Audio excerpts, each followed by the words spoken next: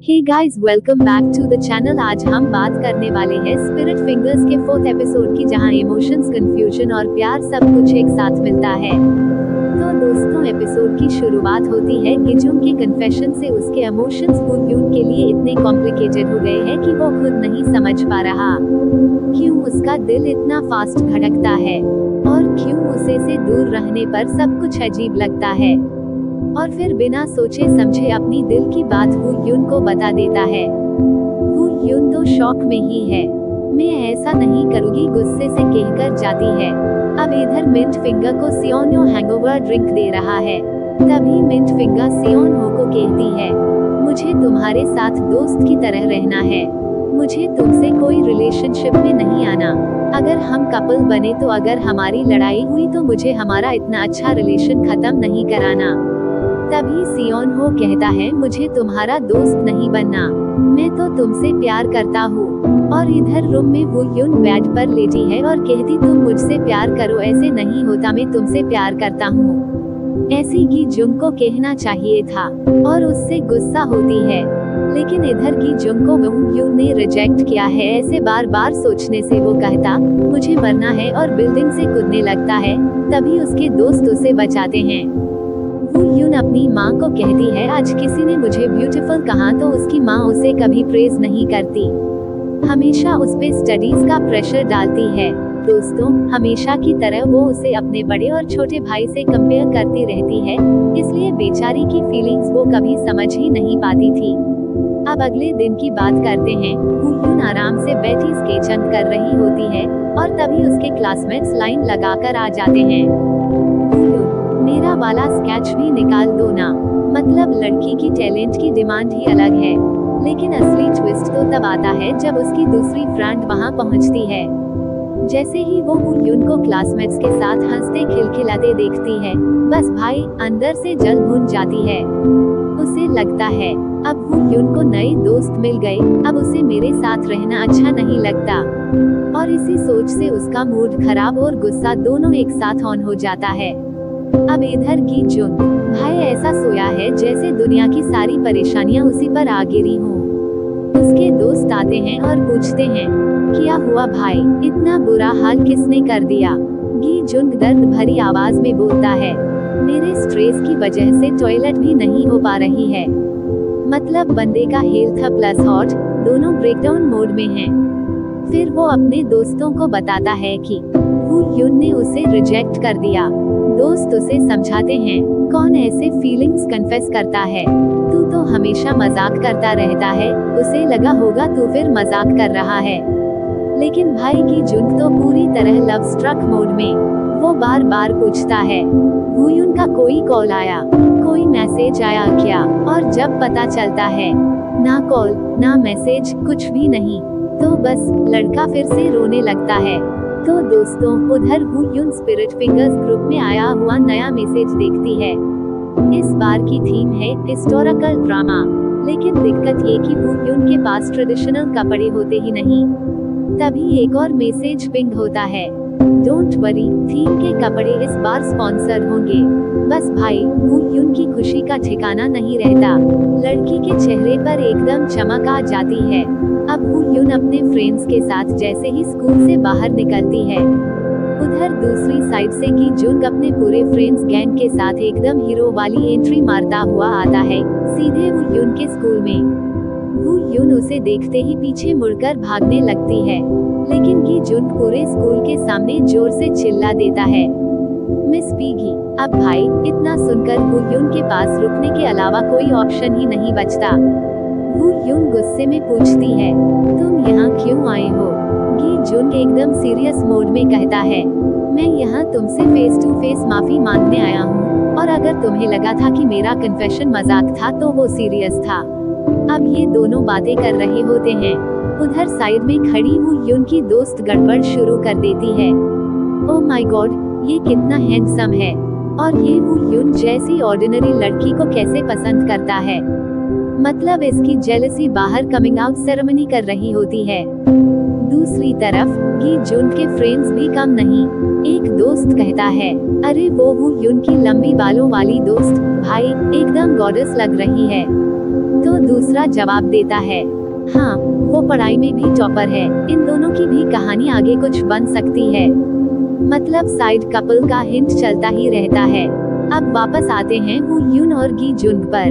गी जुंग फिर से कुछ पूछने के लिए आगे बढ़ता है। वू यून के दिमाग में एकदम अलार्म बजता है, कहीं ये फिर से कन्फेस तो नहीं करने वाला। लेकिन गी जुंग तो पागलपन की अलग ही लेवल पर सीधे बोल देता है, क्या तुम मुझसे शादी करोगी? और भाई इतना सुनते ही वू यून का दिमाग घूम जाता है, उसका खून खौल जाता है और वो एकदम सॉलिड पंच की जुन के मुंह पर जमा देती है। तो गाइस, सीन की शुरुआत होते ही वू यून की फ्रेंड्स उसका मजाक उड़ाते हुए बोलती हैं, तूने तो उसे जोर का पंच ही दे दिया। वू यून भी सीधा जवाब देती है, उसने मुझसे सीधे शादी के बारे में पूछा, मैं और क्या करती। अब सेरा मेरे को देखते हुए पूछती है, तो बताओ वू यून को क्या करना चाहिए था? मेरे कंधे उचकाते हुए बोलती है, पता नहीं उसे क्या करना था, लेकिन मुझे स्पिरिट फिंगर्स ज्वाइन करना है। सेरा तुरंत टोकती है, तुम्हें तो ड्रॉ करना भी नहीं आता। मेरे का असली कारण बाहर आता है, वहाँ हैंडसम लड़के हैं इसलिए। और वैसे भी वू यून ने भी ब्लू फिंगर को देखकर ही ग्रुप ज्वाइन किया था। वू यून अपनी सफाई देती है, हाँ शुरू में ब्लू फिंगर को देखकर ज्वाइन किया था, पर अब ड्राइंग सच में मजेदार लगती है। मेरे वयून से कहती है, झूठ मत बोलो, पहले ब्लू फिंगर पसंद था, अब गिचियोंग पसंद है। और बस ये सुनते ही दोनों फ्रेंड्स आपस में भिड़ जाती हैं। वू यून बीच में पड़कर दोनों को रोकने की कोशिश करती है, लेकिन तभी मेरे ताना मारती है। वू यून अपने स्पिरिट फिंगर्स वाले मेंबर्स की स्केचिंग करती है, कितना अजीब है ना। ये बात वू यून को चुभ जाती है, क्योंकि मजाक वो खुद का झेल लेती थी, लेकिन इस बार उसके ग्रुप मेंबर्स को लेकर मजाक उड़ाया गया था। और फिर शुरू होता है वू यून और मेरे का बड़ा झगड़ा। दोनों एक दूसरे पर बोल पड़ती हैं और माहौल पूरी तरह गर्म हो जाता। तो दोस्तों, उधर की जुंग अपने स्लीपिंग बैग में पूरी तरह डिसअपॉइंट पड़ा हुआ है। चेहरे पर होपलेसनेस, दिल में हार्ट ब्रेक, पूरा सीन ही दुख भरा है। उसके दोस्त उसे समझाते हैं, भाई पहले डेट के बारे में पूछना चाहिए था, तुमने तो सीधे शादी ही पूछ ली। लेकिन गीजुन भी उसके दोस्तों से कहता है, हर डेटिंग शादी तक ही जाती है, तो मैंने अपनी डायरेक्ट फीलिंग्स बोल दी। मतलब बंदा लॉजिक मोड में भी दिल जीतने की कोशिश कर रहा है। अब उसके दोस्त ऐसा सोचते हैं, गीजुन का क्या करे भाई, ये बच्चा कब सीखेगा। और वही बात मिंट फिंगर को जाकर बता देते हैं। मिंट फिंगर तो सुनते ही आग बबूला हो जाती है। वो गुस्से में एकदम तूफान की तरह गीजुन के पास पहुंचती है और पूछती है, वो लड़की कौन है जिसे इस पागल ने ऐसी बात कह दी।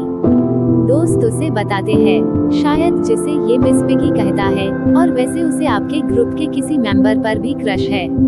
जैसे ही मिंट फिंगर को पता चलता है कि ये सब वू यून के साथ हुआ है, बस भाई मिंट फिंगर गीजुन को वहीं पर पिटने लगती है। इतना पीटती है कि उसके दोस्त सोचते हैं, हमने उसकी बहन को बुलाया ही क्यों।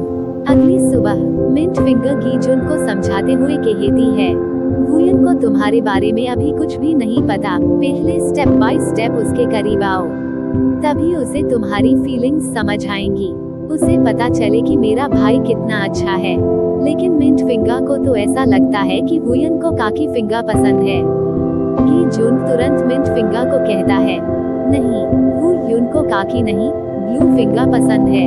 इधर दूसरी तरफ वू यून और मीरे का झगड़ा और ही बढ़ जाता है। मीरे गुस्से में वू यून से कहती है, तुम्हें पता है मैं तुमसे क्यों नाराज हूँ, क्योंकि स्पिरिट फिंगर्स ज्वाइन करने के बाद तुम्हें कुछ ही दिन हुए हैं और उनकी वजह से तुमने मेरे साथ फाइट की। वू यून भी इस बार चुप नहीं रहती, तुम हर बार मुझसे कुछ ना कुछ बोलती हो, मेरी इंसल्ट करती हो, मुझे कितना बुरा लगता है। तुम मेरी फ्रेंड हो इसलिए मैं अब तक सहती रही। लेकिन मीरे उस समय कुछ सुनने के मूड में ही नहीं होती, और वहीं से दोनों का झगड़ा और भी बढ़ जाता है। तो गाइस, अगला सीन शुरू होता है वू यून के हल्के गिल्ट मूड से, क्योंकि अंदर अंदर उसे बुरा लग रहा है कि उसने आखिर मीरे से झगड़ा क्यों किया। वो खुद को ब्लेम कर रही होती है कि इमोशंस में आकर इतना रिएक्ट नहीं करना चाहिए था। यहीं पर वुयुन अपने छोटे भाई उदुल से एक रैंडम सा सवाल पूछ लेती है, तुम्हारे कोई फ्रेंड्स हैं? और उदुल बिना सोचे बोल देता है, एक भी नहीं। मॉम कहती है किसी के साथ रिलेशनशिप में आओ मतलब है देख, फ्रेंडशिप जैसी चीजों में टाइम वेस्ट क्यों करना। अब ये सुनकर वुयुन समझ जाती है कि ये उसकी मॉम की इन्फ्लुएंस है। उदुल को तो असल में पता ही नहीं कि फ्रेंडशिप होती क्या है, वो बस वही रिपीट कर रहा है जो घर में सुना है। अब अगले दिन उदुल के स्कूल में एक न्यू मिनी ड्रामा शुरू होता है। क्लास के कुछ लड़के उदुल को घेर कर परेशान कर रहे होते हैं। उदुल चुप रहता है जैसे हमेशा, पर तभी पीछे से एक छोटा सा बच्चा दौड़ता हुआ आता है और विस्पर करके बोलता है, टीचर आ रही है। बस इतना सुनते ही वो लड़के भाग जाते हैं और यही बच्चा उदुल से सच में दोस्ती करना चाहता है। वो आता है, खुद आगे बढ़कर उदुल की डेस्क पर बैठता है, पर उदुल को वो साफ सुथरा नहीं लगता, तो वो ऑकवर्ड होकर उसे दूर रखने के लिए अपना कलर बॉक्स पकड़ा देता है। लेकिन ट्विस्ट यहाँ आता है, जैसे ही वो बच्चा कलर बॉक्स लेता है, उसकी आंखों में आंसू आ जाते हैं। किसी ने मुझे पहली बार गिफ्ट दिया है। और ये सुनकर उदुल लिटरली फ्रीज हो जाता है। पहली बार वो समझता है कि किसी को छोटी सी चीज भी कितनी खुशी दे सकती है। गाइस, ऐसा लग रहा है उदुल की भी अपनी छोटी सी फ्रेंडशिप स्टोरी शुरू होने वाली है, और इसी दोस्ती से शायद उसे समझ आएगा कि फ्रेंडशिप हेडेक नहीं, बल्कि फन, कंफर्ट और सबसे ज्यादा कनेक्शन होती है।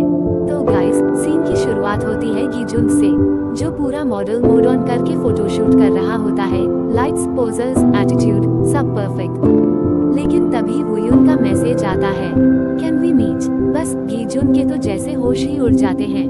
20 मिनट में आता हूँ बोलकर बीच में ही फोटोशूट छोड़ देता है और लिटरली दौड़ता हुआ वुयुन से मिलने भागता है। अब वुयुन कैफे में बैठकर उसका वेट कर रही होती है।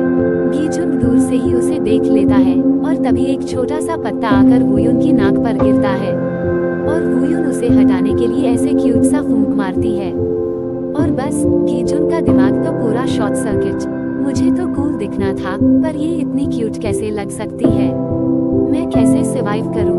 वो अपनी ही इमेजिनेशन में खोया है। तभी पीछे से वुयुन आवाज लगाती है, गीजुन, और भाई को तो एहसास ही नहीं कि वो असल में आ गई है। अब दोनों कैफे में आते हैं। वुयुन सबसे पहले पूछती है, अब तुम्हारी जो ठीक है? और गीजुन तुरंत एक्टिंग मोड में, अभी भी थोड़ा पेन है, वैसे तुम लड़का हो क्या? इतनी जोर से कौन मारता है? वुयुन सीधी काउंटर अटैक करती है, तुमने ही तो सीधे शादी पूछ ली थी, मैं और क्या करती? दोनों हंस देते हैं और पैच अप कंप्लीट। वुयुन अचानक पूछती है, उस दिन तुमने मुझे प्रिटी कहा था, किस एंगल से मैं प्रिटी लगती हूँ? और गीजुन फुल ऑनेस्ट मोड में कहता है, तुम एवरी एंगल से प्रिटी हो इसलिए कहा था। लेकिन वुयुन को लगता है ये मजाक है। फिर वो समझाता है, मैं जोक नहीं कर रहा था, तुम सच में सबसे सुंदर लगती हो और सबसे प्रीति तो तुम्हारे ईयरलोब्स हैं। ये बोलकर वो उसके कान को हल्का सा छूता है और वुयुन तो लिटरली लाल टमाटर बन जाती है। गीजुन को लगता है, अरे शायद बुखार हो गया। भाई को रोमांटिक सिग्नल्स समझ में ही नहीं आते। वुयुन भागकर वॉशरूम में जाती है और खुद से कहती है, ये कितना एम्बैरसिंग था। वापस आकर दोनों फिर नॉर्मल बात करते हैं। गीजुन फाइनली कहता है, ठीक है, अभी मैं डेटिंग के बारे में नहीं पूछूंगा, पहले फ्रेंडशिप करते हैं। वुयुन भी सॉफ्टली मुस्कुराती है, हम ठीक है, और बस दोनों ऑफिशियली फ्रेंड्स बन जाते हैं। तो guys, next day spirit fingers के सारे मेंबर्स एक से बढ़कर एक तैयार होकर वेन्यू पर आते हैं। किसी के कपड़े कलर कोऑर्डिनेटेड, किसी की एंट्री एटीट्यूड वाली, पूरा रॉयल सेटअप। उधर ओयुन भी टाइम पर पहुंच जाती है, क्यूट, एक्साइटेड और फुल एनर्जी में। सबसे पहले पिंक फिंगर, ब्लैक फिंगर, काकी फिंगर और ब्राउन फिंगर मिलकर एक छोटा सा हिस्टोरिक परफॉर्मेंस करते हैं। ओयुन और मिंट फिंगर खुश होकर ताली बजाते हैं। पूरा माहौल 1% क्रेजी, 99% अडोरेबल। और तभी फैन से चेहरा छुपाए एकदम किंग वाइब्स में की यूं की धमाकेदार एंट्री। ओयुन उसकी तरफ ऐसे देख रही है जैसे टाइम स्लो मोशन में चल रहा हो। गी यूं के दिमाग में तो बस एक ही बात, हाँ, यही वाली नजर चाहिए थी। लेकिन अगले ही पल ओयुन ओयुन उसे हल्का सा धक्का देती है और उसके पीछे आने वाले सियोन्यो को देखने लगती है। और बस ओयुन की आंखों में हाथ, सियोन्यो की चाल में चाम। गी युन का mood error 404 jealousy not found it's max वाला बन जाता है। वो गुस्से में ओयुन को लिटरली वहां से खींच कर ले जाता है। अब ओयुन अपना नया कॉस्ट्यूम पहनकर आती है और बस गी युन तो पूरा चिप्स की तरह टूटकर गिर जाता है, लेकिन सामने कूल बनने के चक्कर में बोलता है, ये कॉस्ट्यूम अच्छा है क्या, इतना भी खास नहीं। और उधर पीछे मुड़ते ही उसका दिल, किसने क्यूपिड को बुलाया, दिमाग में इमेजिनेशन चालू। वो ओयुन को पीछे से हग करता है, रोमांटिक साउंड ट्रैक बजे, लेकिन असल में भाई पेड़ को हग कर रहा होता है। ओयुन शॉक में, तुम कर क्या रहे हो, और ऑकवर्डनेस से बचने के लिए वहां से भाग जाती है। मिंट फिंगर दूर से ये सब देखकर हंसती है। Perfect entertainment show.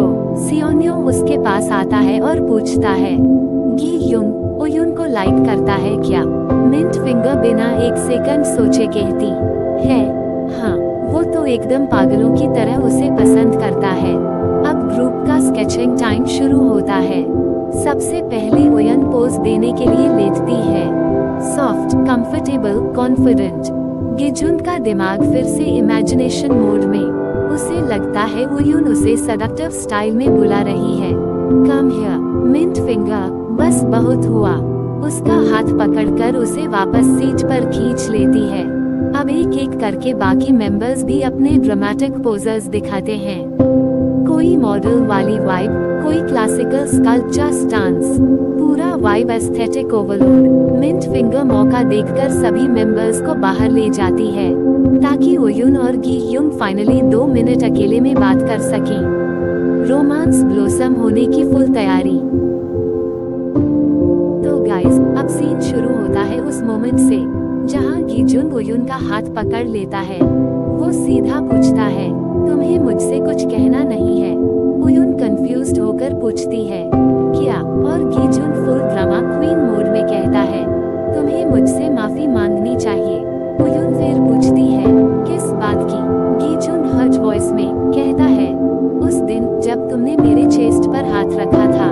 ओयुन बोलती है, अरे वो तो एक्सीडेंटली हुआ था, लेकिन भाई के दिमाग में कुछ और ही स्टोरी चल रही है, क्योंकि किसी ने उसे पहली बार ऐसे टच किया था, और वो बच्चों वाली चीख के साथ, मेरी प्योरिटी चली गई, कहकर लिटरली रोने लगता है।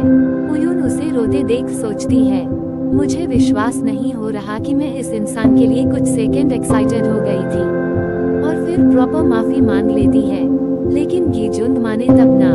वो बोलता है, सिर्फ वर्ड्स से काम नहीं चलेगा, मुझे भी तुम्हें टच करने दो, तब हम इवन हो जाएंगे। ओयुन को 2 सेकंड डिले में समझ आता है, और फिर फुल स्पीड में चप्पल निकालवाई। तुम कितने गंदे इंसान हो, ऐसा कहती है, और वो गुस्से में उसके पीछे भागती है।